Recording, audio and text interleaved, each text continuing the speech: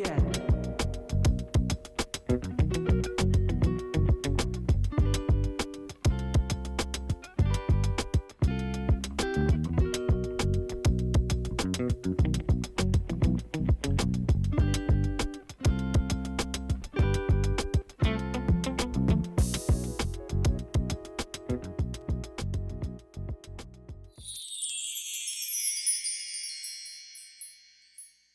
It's an honor to be here at the Richard Beavers Gallery in Bed-Stuy. This is a historic occasion, and I'm going to tell you why. The Richard Beavers Gallery is a Black-owned gallery in New York City. There are two of them. There's one in Soho, Manhattan. There's one in Bed-Stuy, Brooklyn. That alone is history made. Secondly, there has never been, as far as we know and as far as we've searched, one artist with an exhibit in Manhattan and Brooklyn at the same time.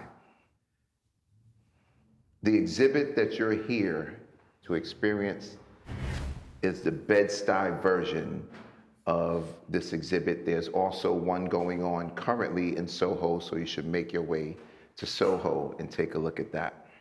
So give yourselves a round of applause for being here and experiencing history. Yes.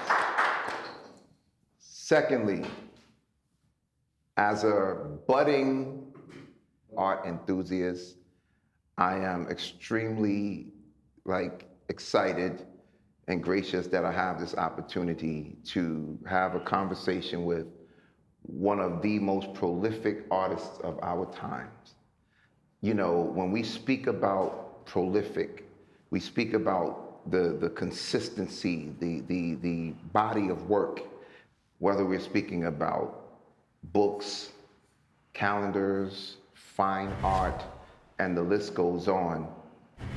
And when we compare that to other artists, very few that match up to this brother. So ladies and gentlemen, without further ado, I would like to introduce the inimitable, incomparable Frank Morrison. Oh. Wow. Thank you. Years ago, my mother every year would give calendars away for Kwanzaa. So she would start the new year with us getting our calendars right. So long before I knew him, long before I met him, long before I understood who he was, there was work in my house that I saw, and I kept those calendars. I still have them, even though they're outdated, but the artwork was amazing. Thanks, man. Thank you. And I don't realize when you do these certain projects, the impact, because as me, an artist like myself, I'm stuck in the studio all the time. And so I rarely get out to see people unless I'm at a show.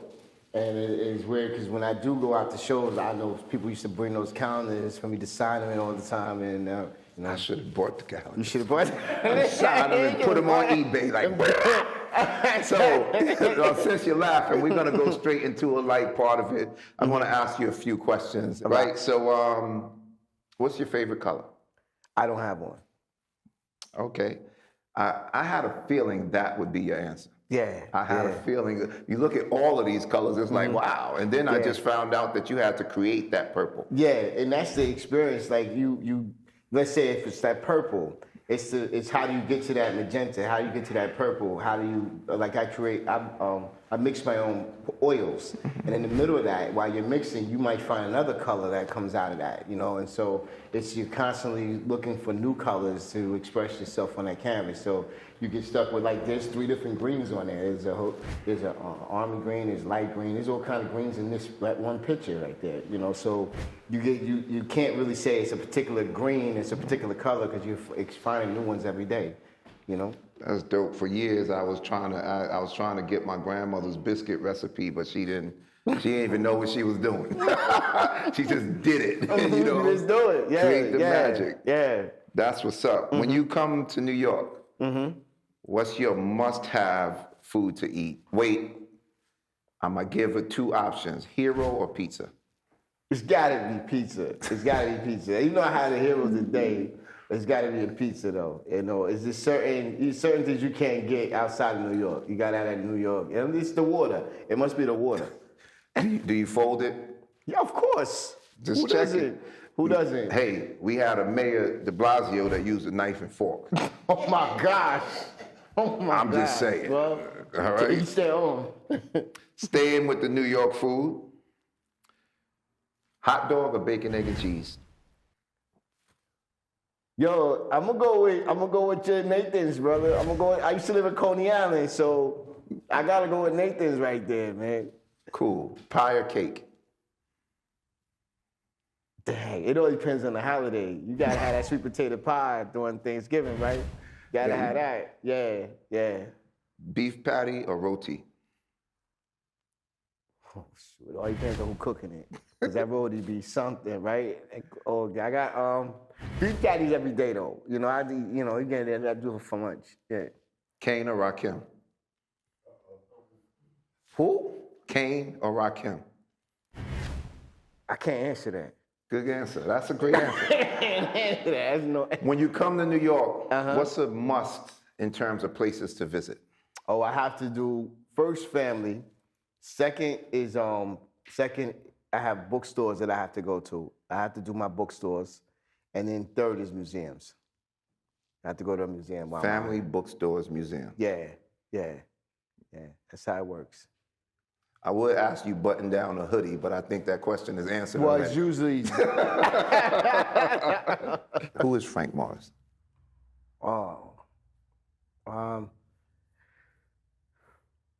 And who's Frank Morrison? That's a good question, man. I wasn't expecting that. Well, from what people tell me, no, joking. I'm a family man, first off, you know, and I think you see these photos of these pictures around here. Each one of them is either something I experienced or something my children experienced. You know, I grew up in New Jersey, so we did a lot of adventures outside because, you know, you couldn't stay inside the house because apparently we were going to do things like knock things over, and which we did, lamps and all that while you playing. So we was kicked out of the house early. So we had to find something to do.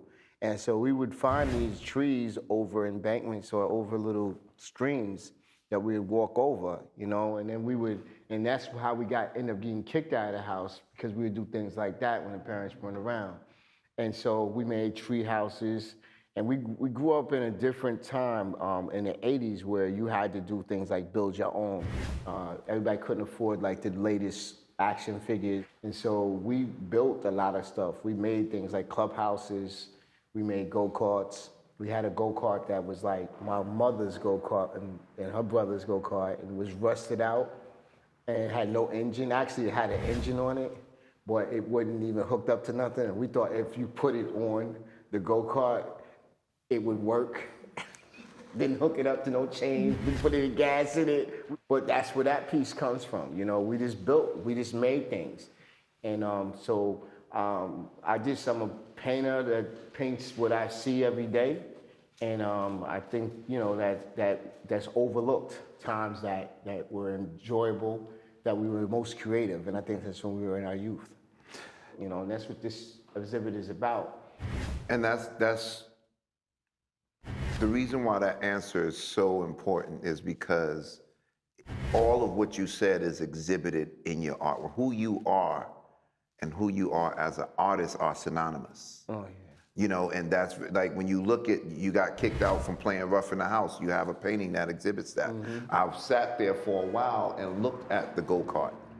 I sat there for a while and remembered when I would make go-karts. Yeah. When we would find shopping carts and take those, take the wheels off the front, find a board or something, put it over it, get some rope to steer, like we made, and find a hill and ride down, right? We did that. The homemade swing, all of these things really represent who you are. So it leads me to this. When did you discover that you were an artist? I don't, you know, it's kind of weird. I don't ever remember not drawing. It's, when I was born in Massachusetts, and my father was in the military, so we lived on a base, and my room was humongous. Well, you know, and you know, the child's mind, everything is big, but my room was huge, and it was like there's one bed, and there's all this space. And I would just draw all over the walls, my mother said. Back in the day, they had these pantyhose that would have this white cardboard in it, and it would be wrapped around, right? I don't know and I used to take that and draw on that. You know, that would be like my little sketchbook or whatever. And so, but that, I might have been the age of like 4 or 5. Mm-hmm. So I think I was born to be an artist. And it was around Halloween, I think one year when I was in like the 3rd grade, they had asked me to draw something. It was a Dracula or something like that, or Frankenstein. Teacher took it and, you know, and she brought it to the front of the class. And normally I was bad. And so I thought I was in trouble. Mm-hmm. And she was like, well, look what this kid did. Well, I'm drawing monsters in Catholic school. I'm thinking something, you know, I'm drawing the other side of the Bible, I guess. But either way, so she took it and she was impressed. Mm-hmm. And I was shocked. That's when it really kicked in, like that 3rd grade is when it kicked in. Which is precisely why I didn't ask you when you became an artist, but when did you discover it? Yeah. Because I believe we are who we are. Mm-hmm. Fortunately, or taking your mother's pantyhose cardboard, fortunately, you didn't have a mother that said, boy, stop that. Yeah. You know? Yeah. So when do you make your first dollar from art? Well, it wasn't from drawing on a test that I got an F on and hoping the art would be so good they would at least grade that. Wait a minute. You drew on the test and hopefully they would like the art enough and grade that and not this calculus stuff. There you go. You couldn't spell the word, but I could draw it. I know exactly what you were talking about. When I was in high school, I did greeting cards for a company. While I was in high school. It was Me to You Greeting Card Company. It was out in New Jersey. Before that, I did airbrushing, like Shirt Kings and that kind of stuff. And so I was doing characters and graffiti on shirts and selling them. And when I graduated, believe it or not, I had a teacher. His name was Mr. Scriba. And I was the worst student in his class. You know how you take a kid when they bad and you say, I'm gonna put them outside the door? Like my desk would be on the other side of that door, sitting there listening in, right? I was that kid. I gave him the business. But what ended up happening is when I graduated, his wife was the photographer teacher that I took photography in. And she told her husband how talented I was. And when I graduated from high school, they actually bought my first original.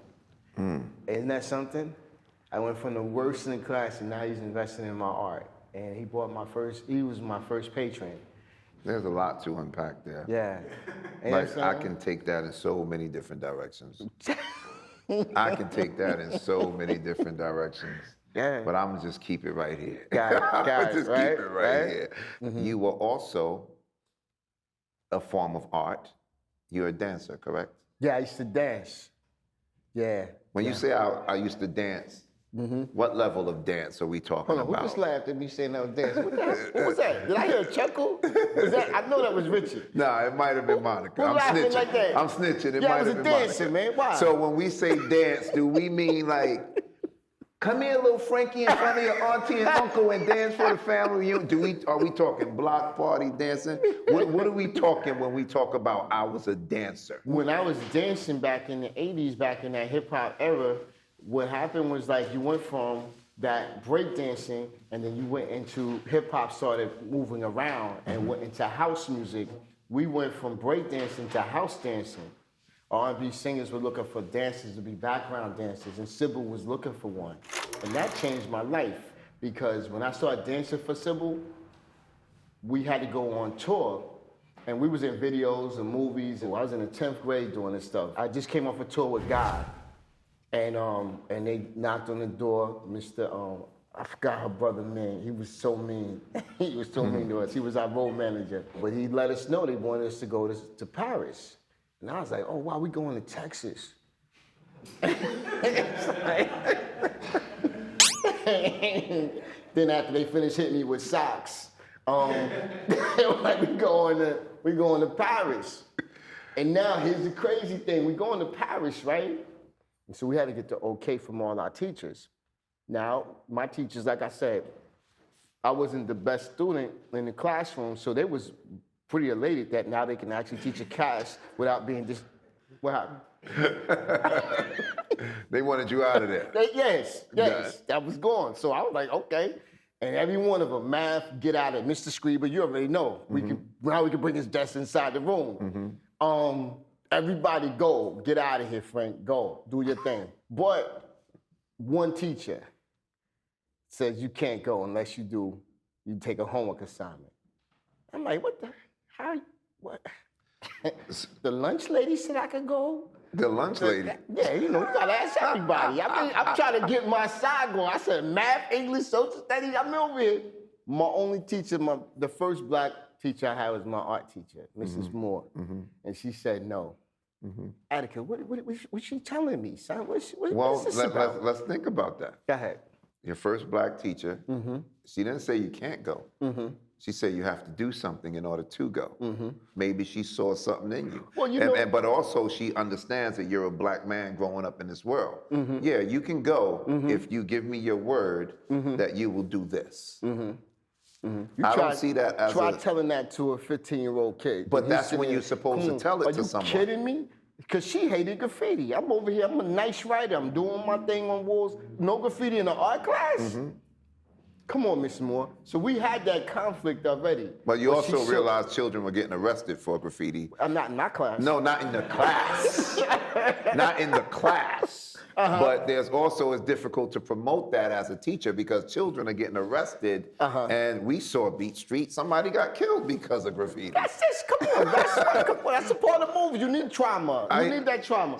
So here's the deal. You were dancing with the likes of Guy. Were you in the Walk On By? Yes, video? I was in more. Yo, believe it or not, why you gonna bring up the one video that we was on the sidelines on? The Ziggy Boys had the front. That was one of Sybil's biggest songs. He's a rich man. Right? That was one of Sybil's biggest songs. Right here. Right? But I was in Don't Make Me Over. I was in all them videos, sir. Gotcha. Wait, what? Sybil, Walk On By was a remake from Isaac Hayes. It was one of my favorite songs. That's why I asked. You saying she bit that song? I don't understand what just happened. She wasn't original on that? Ladies and gentlemen, we're going to go to the team in New York because... All right, let me get back to the point because I know exactly why she told me I couldn't go. Because she said, if you're going to go, you have to do one thing. You have to do an assignment. Yes. And the assignment was I had to go to the Louvre Museum in Paris. Now, I'm 14, 15 years old. And the only thing I heard was, you gotta go to the museum. And I'm at this point, we're learning about Picasso, we're learning about Rembrandt, we're learning about all these artists, and I'm sitting there like, they're not doing anything for me because you talk him out. He's not painting on a wall, on a train or nothing. He's not Lee, he's not Dondi. You know what I'm saying? What are they doing? They're not risking life for this. They're just in the candle. Come on. And so I was like, all right, if I gotta do it, I gotta do it. All right, Miss Moore. But, in the back of my mind, I was like, I'm not doing this. You must be out your mind. How you gonna know? But she made sure she told Sybil, she told my mother, my father, the principal, my role, and then they're gonna hit my role manager, Bashir, which was already, he was already on so we can replace y'all tonight. So I had to do it. And so we get to Paris, and I'm like, we do France. A TV show. Huh? Paris, France. Paris, France. What is this? Not Texas. We can't use profanity, right? Let's go. You got to Paris, yes. We're in Paris, and we doing it, man. We do a TV show one day, and it was crazy. We're doing a little kids show. You can't even understand what these people were saying. And sometimes when I'm talking to you, we use those big words. And so it's like we're listening and stuff, and we're like, okay, this is dance, brothers, dance. We got the high tops, and they touching our hair and the whole nine. It's like, we superstars, right? Tuesday here. No simple ain't say nothing. Me and my mans, we going out there walking around Paris, checking things out. Wednesday come, we're like, we good. What we got to do today? The heck with that museum stuff. I get a call. Did you do your homework? I'm like, Sybil, really? She said, well, you better get to it. You got the whole day to do it today, right? I'm like, man, okay, all right. We walk in the street of Paris, and I see this huge, huge building. Now, this building takes up the whole block. And I'm like, maybe the Louvre at the end of this block, right? Anybody been to the Louvre? Anybody know what the Louvre is? maybe that's what it. Oh my, really? I know what it is. You know where it's at? Yeah, Frank. There you go. See, this young kid is an France, artist. This like kid is Paris, a. France. Oh, you saying he's smarter? Oh, what you trying to say? What you trying to say? He just got here. He just got here. He's smarter than me. As a already? moderator, my job is to make sure that it's clear. Yo, Y'all missed the whole joke, but it's funny. All right, anyway, so I'm walking in and I say, oh, snap, what is this? I should have suspected something because the doors was about 40 feet high. It's like you open up the gates to, I don't know what this one, you open it up, and my man Hype was like, listen, I think I need to go in here with you. It's insane. When we walked in there, blew my mind. It was like, I told you so kept coming on this little shoulder right here. It was my art teacher, Mrs. Moore. And that was the point. Everything that we was learning about in school now came to life. Everything that we was looking at, now I'm looking at the originals, like how you looking at this right here. And I'm up close to it. They got Victory. They got this kid that still ain't got no clothes on. What's his name? He's standing up there. Michelangelo did. Yes, Mike, yeah. You know, you know that dude? I know who you're talking about. You know him? My man I know Dave, who you're talking my man about. Dave still is undressed. Yo, so it's like, I'm over there like, this is crazy. I go around the corner and we like getting in line. And we like maybe something free at the end of it. And so we standing there in line, this long line, and we standing there and we next, and we look up, and what y'all think we see? I'm in the Louvre. Who stay at the Louvre? What lady stay there? There you go. The Mona Lisa. And I'm like, are you serious? And it's not, I mean, really, it should be, it's like a whole glass around it. It's crazy surrounded, but it's only like this big. I'm like, oh my gosh, where we at, son? I'm like, yo, what is this? Let me stop you for 1 minute. Why? Let's just give a round of applause for the black woman teacher who knew what the hell she was doing. Let's just... Not for the student that Wait did a this minute. assignment. The student Not didn't that want to part. do it. Okay, all The right. student didn't want to do it. That black woman saw something in you that you didn't even know existed. You're right. And that's a little soapbox moment. To me, that's the difference between a teacher and an educator. And there are levels. There are instructors who tell you, look at the book and instruct you to do what's in the book. Then you got teachers who have turned this into a career, and they've been doing that for. Then you got an educator. And an educator doesn't have to be in a classroom. But an educator has something in them that can detect the genius within you that you don't even know exists. You go. You ain't know if it was the Louvre, the Louvre. You just knew you had to go. And that... Go ahead, keep going. As a young man who's never been there, it's like, come on, what is this, right? But that was something that I believe, I'm assuming, but I'm gonna ask you, Go ahead. how did that affect you as a person and an artist? Just knowing that she saw enough in me that she knew I would benefit from going there. If I would not have went to the Louvre, and I probably wouldn't be sitting here right now. Okay, so let's go a little deeper in that. How has it benefited you? Well, I get to talk to you. Just going to Paris by itself was one experience.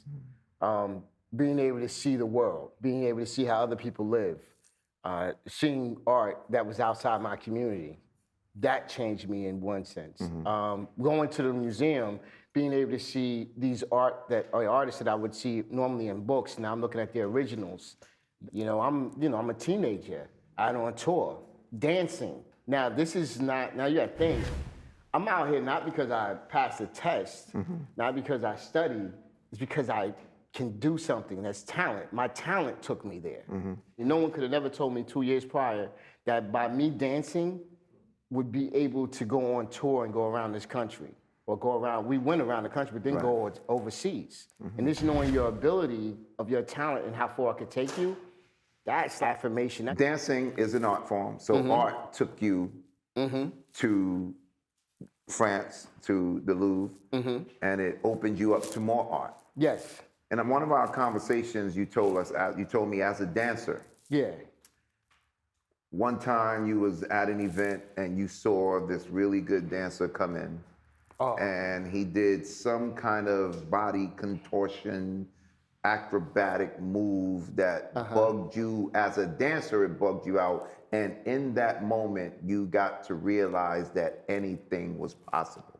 Do you remember when we spoke about that? Yeah. Why would you bring that up? Because Yo, let me tell you the story. the reason I'm bringing this up is because your whole journey, whether it's your upbringing, whether it's dancing, whether it's your painting, whether it's your graffiti, all of it is connected in some kind of way. But dance is what showed you that anything is possible. Anything was possible. So now, this is why I'm bringing it up. Yeah. When I look at that picture, in my mind, that's a little girl looking at the possibilities in the world. Yeah. Right? So that's what made me ask, because you mentioned it. You're right. So I wanted you to elaborate on that a little bit. So let me set what happened up. So this is what happened. Y'all ready?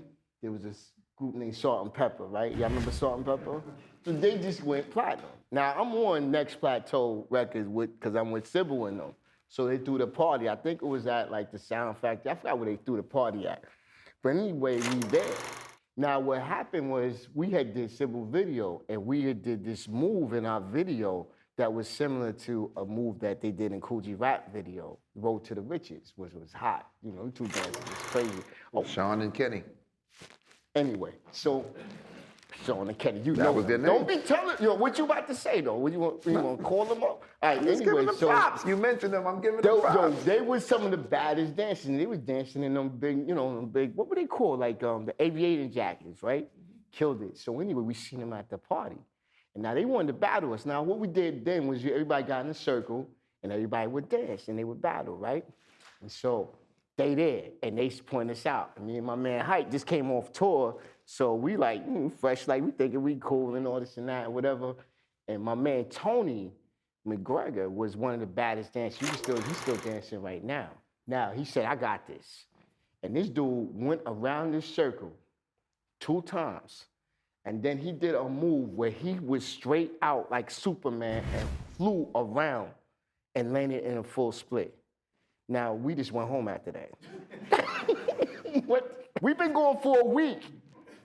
Now y'all flying? Come on, we got the full splits. We can jump over our leg, but y'all flying now? Come on, couldn't nobody mess with that. From that day on, I was like, I never thought of Tony the same way again. He's in the video with LL Cool J. He's in the video Jingling Baby. He's the bum in the Jingling Baby video. That's Tony.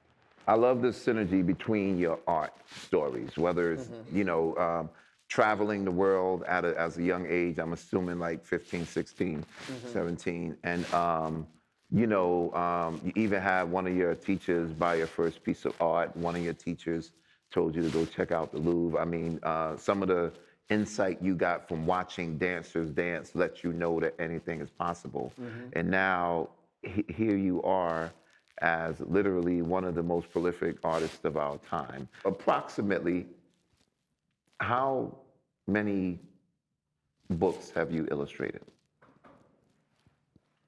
It's over 50. Over 50. Yeah, it's over 50, man. Yeah, I just signed up. It's weird. I was going to retire from illustrating picture books. And then I realized that, who's behind me to take on what I'm doing and can show us the way we look right now and our mannerisms and what we wear. And my block looks like right here. This little girl's called Essentials because that's the new clothes that's out, Essentials. And what is it, Fear of God? Is that the name of that line, that clothes? And so I'm able to put that on there with the Nikes and makes this stuff look like this girl is yesterday. This girl is tonight. You can see her tomorrow walking down the block. And so what I want to do is make sure in the picture books we represent not just the 60s and 70s, but the year we're in right now. And that's what I try to represent. And with my mannerism, that's how I paint the mannerism. There's not a lot of artists that I see to do that, so I think it lends itself to illustration. And so now they get to see themselves in that elongated form. I love to see the expressions on the children's faces when they see themselves in the work. I know you mentioned mannerism, but what would you say the Frank Morrison style is, if there is one Frank Morrison style? What would you say the Frank Morrison style of art is? Well, I'm a student of art, and I'm a student of movement. I think when I had to find a style, it was a gallery that was, and believe it or not, there's a lot of mentorship in my life. Because I'm self-taught, I believe this is why I had to go these routes. there was a gallery that was called Just Art, and it was in New Jersey, and I used to walk by it all the time. And they were like, I used to paint realism. I could paint you exactly the way you look, but I would do it in watercolor, and it was banging, and I was influenced by my man, Alonzo Adams, at that time. It was killing it. And so I just wanted to be like, show my work to this gallery, but I was a little nervous. And so I used to go up there, and his name was Tony, and her name was Yvonne. And after talking to me, they started mentoring me when I would go to the gallery. And then eventually I brought my work to them, and I showed it to them. And they said, well, I would bring these realistic paintings. I was fresh out of high school, and I was showing them this work. And they were like, well, why don't you find a style? Anybody can, not to say anybody can paint realism, but you want to have a name behind what you do. You want to have a style.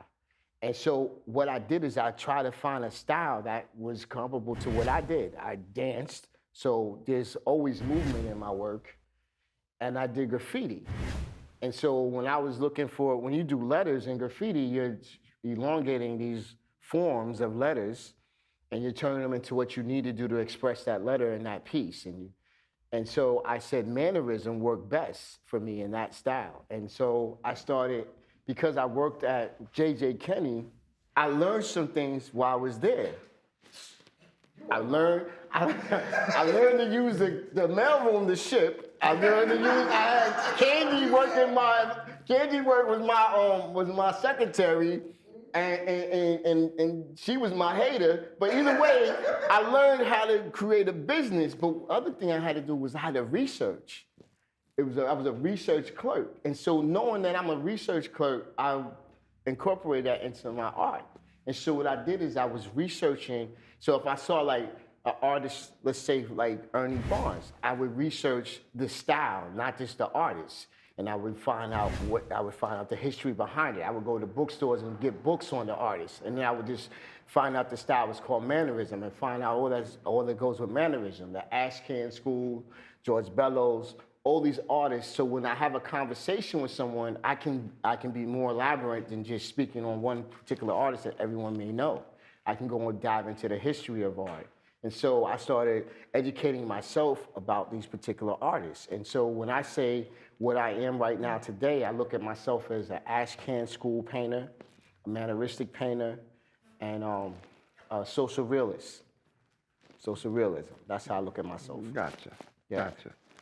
You're self-taught, but you're very well learned. Like that's very interesting. I hope anybody in here, anything you're doing that didn't take the academic route, I hope you all recognize that doesn't stymie your progress. Like as long as you continue to go and learn and educate yourself, whether it's through mentors or through watching other people's stuff, like whatever it is, that's dope. Speak to me about your relationship and the importance of this relationship you have with Richard Beavers and the Richard Beavers Gallery. How did that relationship start? Richard was, and I hate, because this is going to big up Richard, I hate this part. But it's a very important story, and I'm going to make the connection. That's what this is about, I guess. All right, here we go.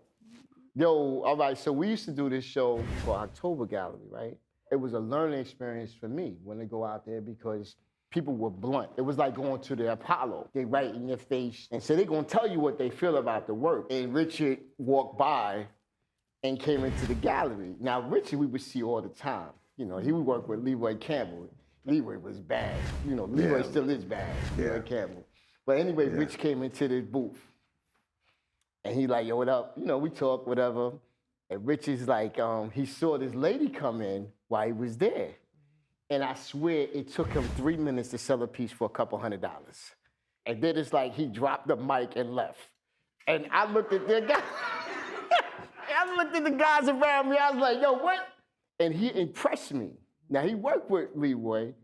And, Richard was like, he wasn't an artist. He was the assistant. The art knowledge, what he spoke, what he said to the lady, he knew exactly what he was talking about, the whole nine. And so when Richard opened up a gallery, he asked me to do a show with him. I was like, yo, let's do it. Now, the importance of Richard's gallery is the fact that he's in the community. I don't do shows, I don't leave out. If it's not book related, you're not getting me out the house. The only person that can get me out of my studio is Richard or my agent Lori, that's it. And so Richard can get me out here and I can come and paint while I'm on the set, like how I painted these pictures. And the kids can come in and they can actually see me and ask questions. Like at the end of this show, we're giving away books, children's books to the kids. And so we're able to give back to the community and we make us accessible. Describe the style of this exhibit, not just the paintings, because there's a lot more. It's what you did around the paintings is what was done. Where did that idea come from? The style right here developed because I remember in the 80s growing up reading cartoons and comic strips and not seeing us in them. And loving Calvin and Hobbes and not seeing Peanuts, and you didn't get Franklin and Peanuts until after Martin Luther King passed. You know, and so now your children can see themselves in these comics. You know what? She just moved in. And she doesn't live where he lives at. She lives with a building. She lives in an urban environment, and see themselves in this world where they can explore and see themselves beyond the walls, beyond the canvas, and dream on to the next picture, to the next. Being able to capture that youth, to be able to have that experience, to go out and take a chance. Thought you were going to do something? Go ahead and do it. That's what this exhibit is about, believing in yourself, believing that you're enough. I spent some time in here today, and I've seen your artwork several times. I am the proud owner of an original Frank Morrison piece. Rich been slow walking me on this journey, like inviting me to the gallery, and I'll ask him questions. So I finally said, you know, well, Rich, I'm ready to buy something, you know, and I'm gonna put some numbers out there because it makes our story let's not real. put no numbers. No, What not we real. doing here? Listen, I got this. So I said, yo, I have about $3,000 I'm willing to spend on some art. And he was like, all right, come to the gallery and I'll show you some stuff. So he shows me some stuff, the $3,000 stuff. And I'm like, that's cool. That's cool. And it's on a table over there. And over here, there was some art that was about to go up, right? So I'm like, okay, that's cool. Yeah. And then I looked over and I saw this piece of art. And I was like, wow, how much is that? He was like, that's way out of your price range. I said, well, how much is it? And it was way out of my price range. But something, it connected with me. It connected with me. And I was just like, yo, man, if we gonna jump all the way in this time. And we jumped all the way in.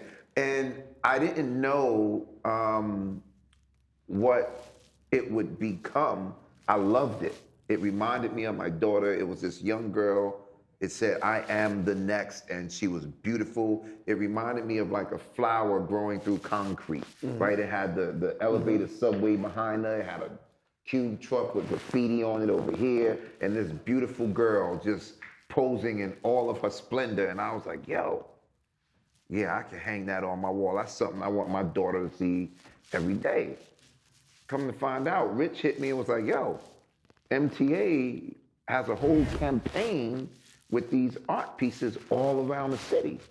So I created this little situation where I kept saying, Rich and I spoke about it, I kept telling people, these are in the subway. If you see it, take a picture and tag me in it, because I'm already like, I'm gonna boost the price of this art, right?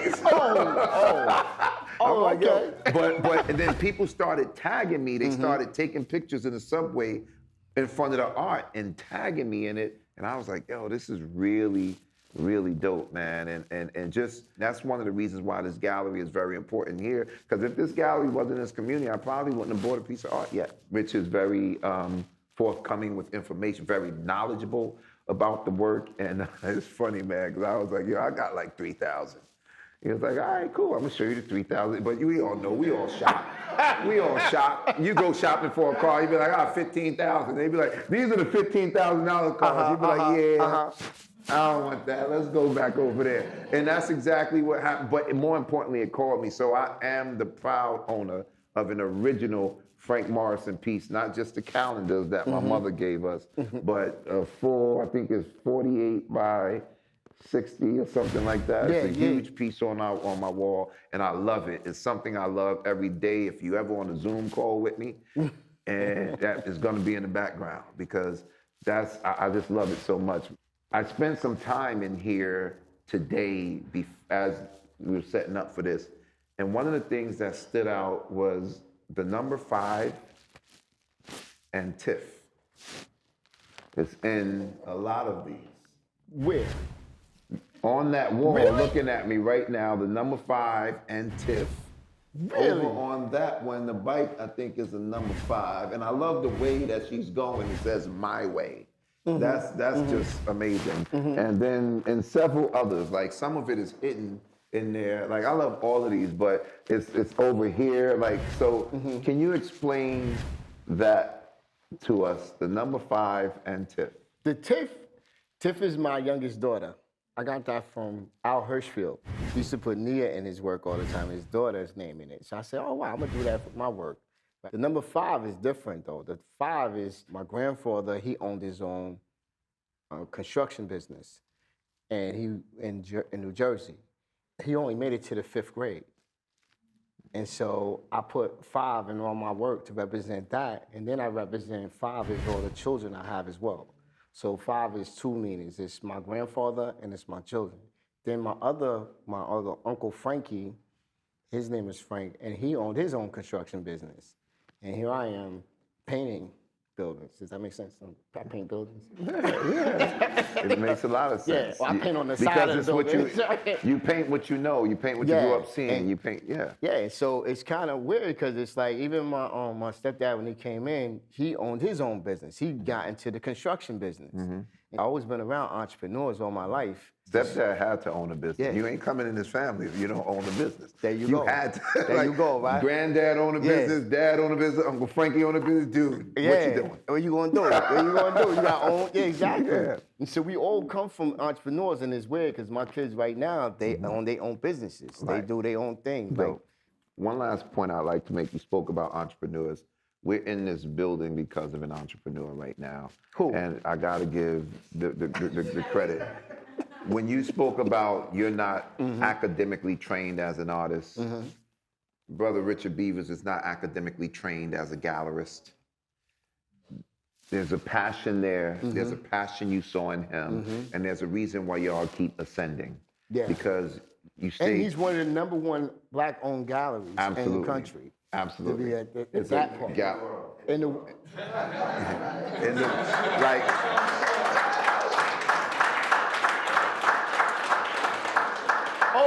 Oh, okay. Yeah, listen, man. I was gonna wrap this up with a whole collar pop moment for him, but he just trumped it. Yeah, I went down to Art Basel with him. You know, he invited me down, and I got to see what they do.